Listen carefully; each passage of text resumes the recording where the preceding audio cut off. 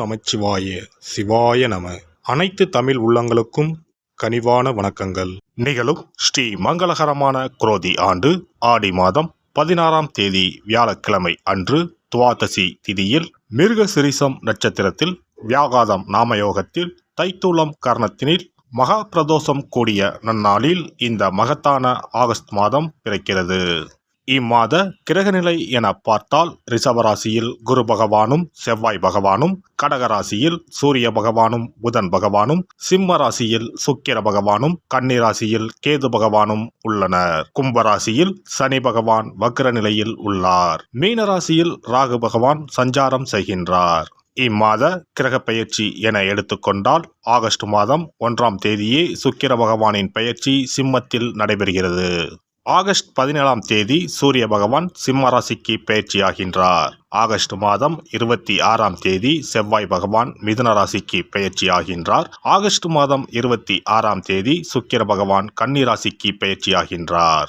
இம்மாதம் 31ஆம் தேதி புதன் பகவான் சிம்மத்திற்கு பெயர்ச்சியாகின்றார்.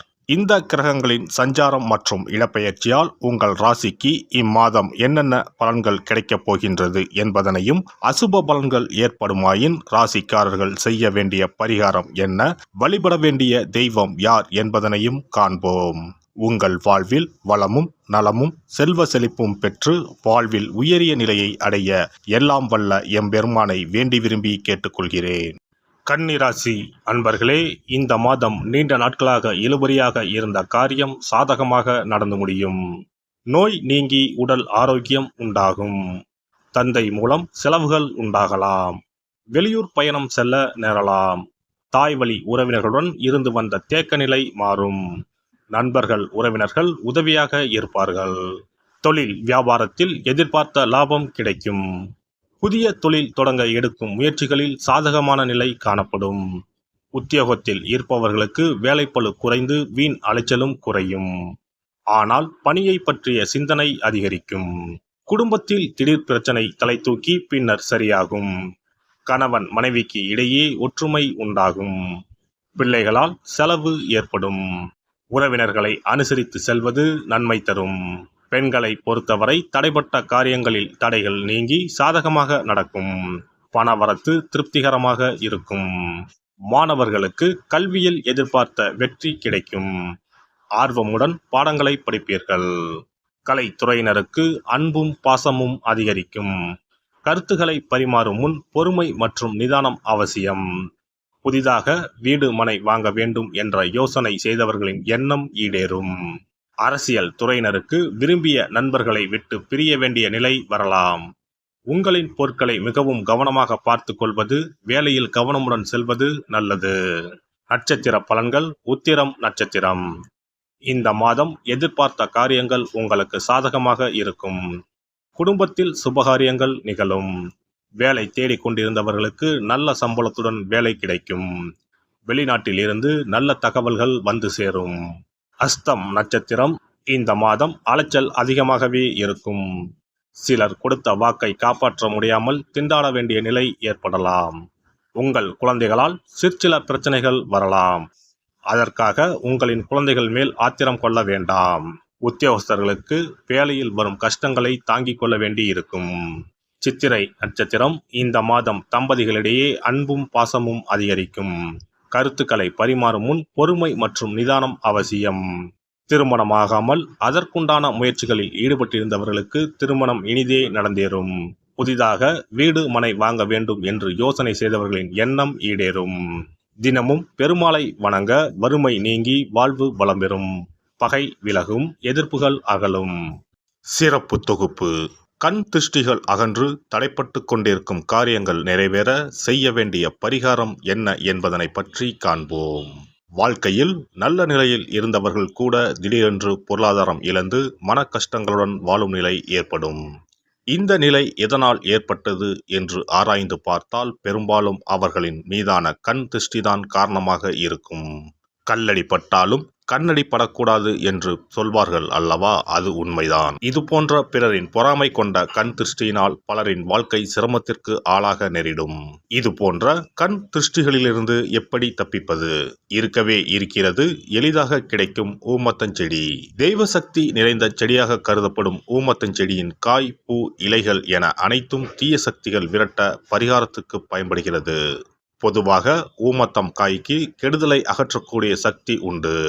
நம் வீட்டில் உள்ள எதிர்மறை சக்தியை அகற்றுவதற்கு ஊமத்தங்காய் தீபம் சிறந்த பரிகாரமாகிறது. தெய்வீக மகத்துவம் நிறைந்த ஊமத்தங்காய் மற்றும் பூவையும் எடுத்துக்கொள்ளுங்கள். வீட்டுக்கு அருகில் இல்லை என்றால் நாட்டு மருந்து கடைகளில் கிடைக்கும். இந்த 2 பொருட்களையும் மஞ்சள் தண்ணீரை கொண்டு நன்றாக கழுவி விடுங்கள். சிறிது நேரம் அவற்றிலுள்ள ஈரம் போக ஆறவிட்டு பிறகு அவற்றை ஒரு மஞ்சள் துணியில் குலதெய்வத்தை வேண்டி ₹1 நாணயத்தோடு சேர்த்து முடிந்து வீட்டின் நிலைப்படியில் கட்டி தொங்க விடுங்கள். இந்த முடிச்சை வெள்ளிக்கிழமை அல்லது ஞாயிற்றுக்கிழமைகளில் தயார் செய்து வாசல் படியில் கட்டுவது சிறப்பு. தினமும் வீட்டில் தீபம் ஏற்றி காண்பிக்கும் போது இந்த முடிச்சுக்கும் காண்பிக்கவும். இதேபோல் ஊமத்தம் இலைகள் கிடைத்தால் அந்த இலைகளை சுத்தமான மஞ்சள் தண்ணீரில் கழுவிவிட்டு அவற்றை கொண்டு வீட்டில் இருக்கும் விநாயகருக்கு திங்கள் கிழமைகளில் தொடர்ந்து அர்ச்சனை செய்து வர வேண்டும். ஊமத்தம் பூவையும் விநாயகருக்கு சூட்டலாம்.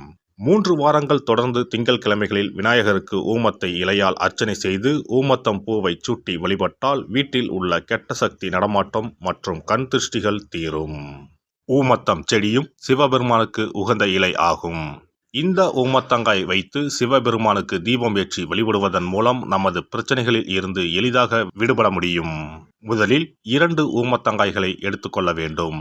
அவற்றின் மீது முட்கள் இருப்பதால் மிகவும் கவனமாக கையாள வேண்டும். ஊமத்தங்காயின் காம்பு பகுதிகளை வெட்டி கொண்டு கத்தியை பயன்படுத்தி ஊமத்தங்காயின் உள்ளே இருக்கும் விதை பகுதியை முழுவதுமாக நீக்கிவிட வேண்டும்.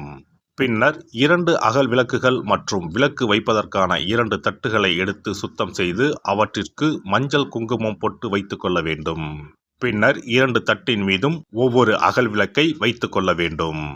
அதன் பிறகு எப்போதும் பூஜை செய்வதற்கு வைப்பது போன்ற வெத்தலைப்பாக்கு, பழம் போன்றவற்றை வைத்துவிட்டு 2 விளக்குகளையும் ஏற்றி சிவபெருமானை மனதார வேண்டிக் கொள்ள வேண்டும். எனக்கு இருக்கும் பிரச்சனைகள் அனைத்தும் தீர்ந்து இன்பமான வாழ்க்கை கிடைக்க வேண்டும் என வேண்டிக் கொள்ள வேண்டும். இந்த பூஜையை வெள்ளிக்கிழமை அன்று தொடங்கினால் தொடர்ந்து 9 வெள்ளிக்கிழமைகள் செய்ய வேண்டும். ஊமத்தங்காயின் மீது எவ்வாறு முட்கள் இருக்கிறதோ அதுபோல நமது வாழ்க்கையில் இருக்கும் முட்கள் போன்ற பிரச்சனைகளை அவை தீர்த்து வைக்கின்றன. இந்த பூஜையை நாம் தொடர்ந்து செய்து வருவதால் நம் மீது இருக்கும் கண் திருஷ்டிகள் அகன்றுவிடும். தீராத துயரங்கள் தீர்ந்துவிடும். பணம், நகை நம்மிடம் பெருகி வரும். சிலருக்கு கையில் சுத்தமாக பணம் இருக்காது. வறுமை தாண்டவமாடும். கடன் தொல்லையால் கஷ்டப்படுவார்கள். பண பிரச்சனையில் சிக்கி கொண்டிருப்பவர்கள் இந்த தீபத்தை ஏற்றினால் 3 வாரங்களில் நல்ல பலனை பெற முடியும். தொழிலில் நல்ல முன்னேற்றம் இருக்கும். கடன் பிரச்சனைகள் தீரும். உறவினர்களிடையே பகைமை இருந்தால் அவையும் மறைந்துவிடும். நோய்வாய் உள்ளவர்கள் இந்த தீபத்தை ஏற்றுவதன் மூலம் நல்ல பலனை பெற முடியும். பொதுவாகவே எந்த பரிகாரம் என்றாலும் அதை முழு நம்பிக்கையுடன் செய்தால் மட்டுமே முழு பலன் கிடைக்கும் என்பதை நினைவில் கொள்ளுங்கள். எல்லாம் வல்ல இறையருளால் நீங்களும் உங்கள் அன்பு குடும்பமும் உடல் நலம், நீலாயுள், நிறை செல்வம், உயர் புகழ், மெய்ஞானம் ஓங்கி வாழ்க வளமுடன். இந்த வீடியோ பதிவு உங்களுக்கு பிடித்திருந்தால் லைக் பண்ணுங்க, கமெண்ட் பண்ணுங்க, ஷேர் பண்ணுங்க, மறக்காம சப்ஸ்கிரைப் பண்ணுங்க, பக்கத்துல இருக்கிற பெல் பட்டனை கிளிக் பண்ணுங்க. நன்றி, வணக்கம். ஓம் நமச்சிவாய. சிவாய நம.